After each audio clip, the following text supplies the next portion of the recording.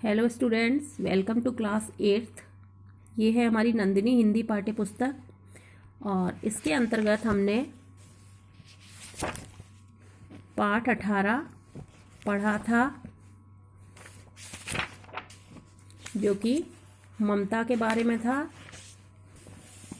ठीक है, जो कि रोहतास दुर्ग के जो चूड़ामणि मंत्री थे, उनकी जो दुहिता थी, उनकी जो बेटी थी, उसके बारे में ये चैप्टर है। और इसका वर्क आप सबने कंप्लीट कर लिया होगा। जो बुक की एक्सरसाइज थी वो अपने सबने कंप्लीट कर ली होगी।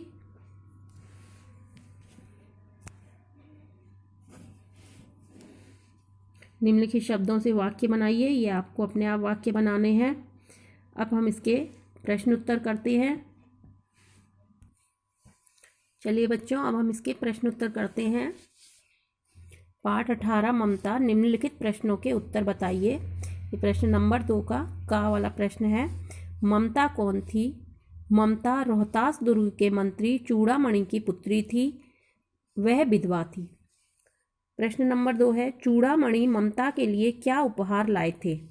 चूड़ामणि ममता के लिए चांदी के बड़े थालों में स्वर्ण यानी कि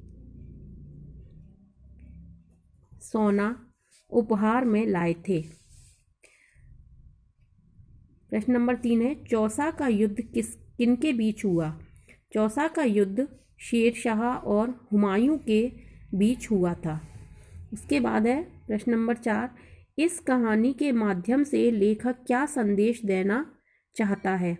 उत्तर, इस कहानी के माध्यम से लेखक संदेश देना चाहता है कि हमें सबसे प्रेम करना चाहिए और अतिथि का सत्कार करना चाहिए। अतिथि की कोई जाति नहीं होती। हमें बिना भेदभाव किए अतिथि का आदर सत्कार करना चाहिए।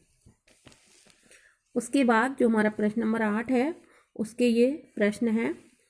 8 का ममता क्यों दुखी थी? उत्तर, ममता विधवा थी। उसका जीवन शून्य था। उसके जीवन में कोई उमंग नहीं थी। हिंदू समाज में विधवा स्त्री को अनेक कष्ट सहने पड़ते हैं। सब सुविधाएं प्राप्त होने पर भी ममता का विधवा होना उसे बहुत पीड़ा पहुंचाता है। इसीलिए ममता दुखी थी। फिर है हमारा प्रश्न 2, ब्राह्मण मंत्री चूड़ामणि कैसे मारा गया? उत्तर, जब डोलियों की कतार महल के अंदर आ रही थी तो मंत्री चूड़ामणि का हृदय धक धक करने लगा। वह अपने आप को रोक ना सके और महल के दरवाजे पर जाकर डोलियों के पर्दे खुलवाने की कहने लगे। पठानों ने इसका विरोध किया और बात बढ़ गई और उसी स्थान पर पठानों ने चूड़ामणि को मार दिया। इस प्रकार मंत्री चूड़ामणि मारा गया। फिर है हमारा प्रश्न, ममता ने क्या सोचकर आगे चलने में असमर्थ मुगल को आश्रय दिया?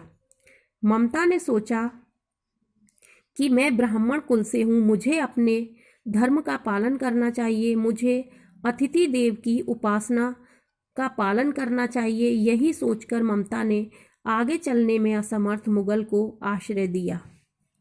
अश्वारोही क्यों अबाक खड़ा था? उत्तर, अश्वारोही उस स्थान की तलाश में आया था जहां एक दिन शहंशाह हुमायूं ने शरण ली थी।